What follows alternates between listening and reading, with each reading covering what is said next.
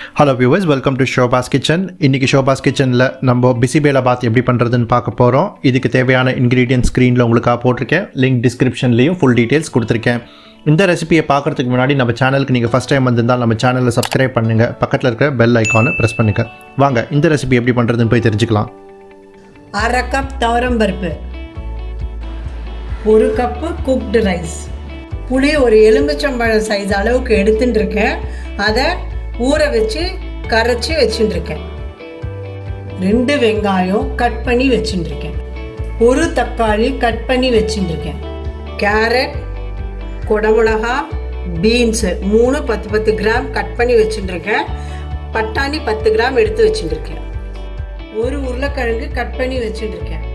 கடலைப்பருப்பு 1 டீஸ்பூன், உளுத்தம்பருப்பு 1 டீஸ்பூன், வெந்தயம் 1 டீஸ்பூன், தனியா 1 டீஸ்பூன், மிளகா ஒரு 5 எடுத்து வச்சுட்டுருக்கேன். வேர்க்கடலை ஒரு 3 டேபிள் ஸ்பூன் எடுத்து வச்சுட்டுருக்கேன், வறுக்காதது. மஞ்சள் பொடி 1/2 டீஸ்பூன், சால்ட் 1 டீஸ்பூன் எடுத்து வச்சுட்டுருக்கேன். தேவையான அளவுக்கு எடுத்துக்கலாம். கொப்பரை ஒரு 4 டேபிள் ஸ்பூன் எடுத்து வச்சுட்டுருக்கேன்.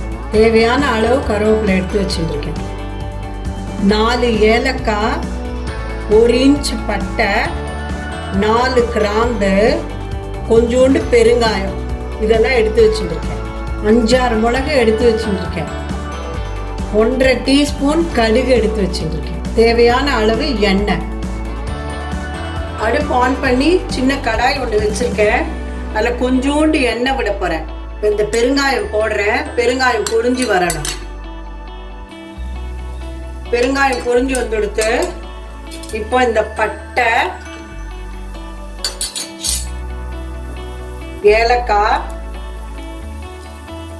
கிராம்பு, தனியா, கடலைப்பருப்பு,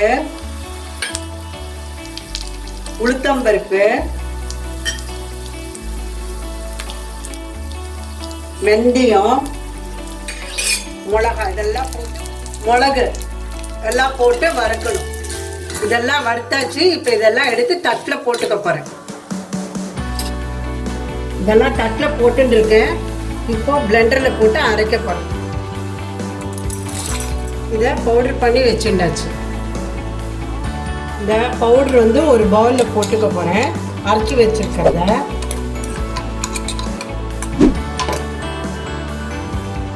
இப்போ இது கொஞ்சம் தண்ணி விட்டு கரைச்சிக்க போகிறேன்.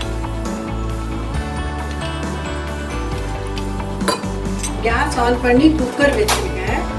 இந்த குக்கரில் முதல்ல இந்த பீன்ஸு, குடமிளகா, பட்டாணி, கேரட்டு,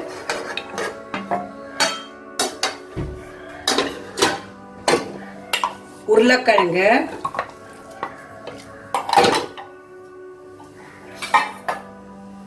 வெங்காயம்,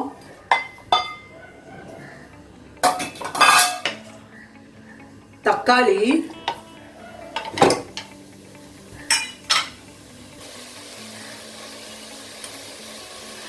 மஞ்சள் பொடி,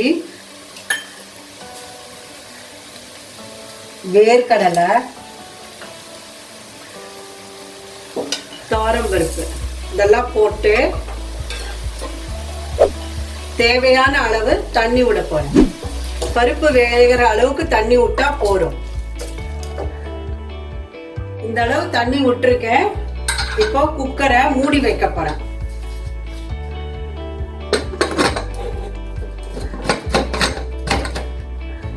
இது 3-4 விசில் வந்தா போதும். இப்போ இது ஆயிடுத்து. 3 விசில் வந்துடுத்தோ. இப்போ இதை நான் திறக்க போறேன்.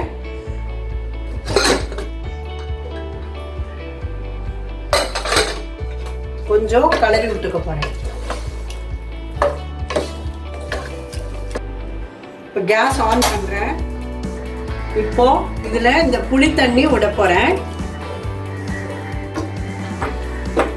தேவையான அளவு உப்பு போடுறேன்.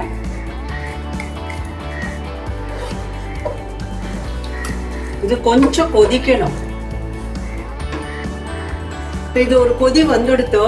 இந்த பவுடர் ஒன்று மிக்சியில் பொடிச்சு வச்சுருந்தோம் இல்லையா, அதை வந்து கொஞ்சம் தண்ணி விட்டு கரைச்சி இதில் விடுறேன் நான்.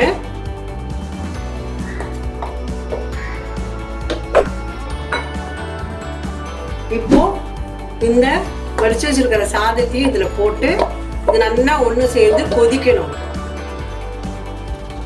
2 கருவேப்பிலை போட்டுக்கிறேன். கொப்பரை பொடி ஒரு 4 ஸ்பூன்.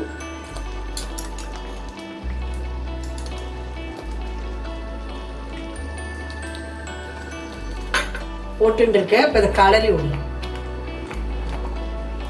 இதெல்லாம் போட்டு ஒரு 5-10 நிமிஷம் கொதிச்சு விடுத்தோம். இப்போ ஸ்டவ் ஆஃப் பண்ணி இது பவுலில் ட்ரான்ஸ்ஃபர் பண்ணிக்க போகிறேன். இது ஒரு பவுலில் ட்ரான்ஸ்ஃபர் பண்ணிட்டு இருக்கேன்.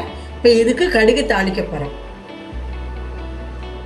அடுப்பு ஆன் பண்ணிட்டு ஒரு கரண்டி வச்சுட்டு இருக்கேன். அதில் கொஞ்சமாக எண்ணெய் விட்டு போகிறேன். இப்போ எண்ணெய் காஞ்சோடனே கடுகு போட போகிறேன். எண்ணெய் காஞ்செடுத்து இப்போ கொஞ்சம் கடுகு போடுறேன்.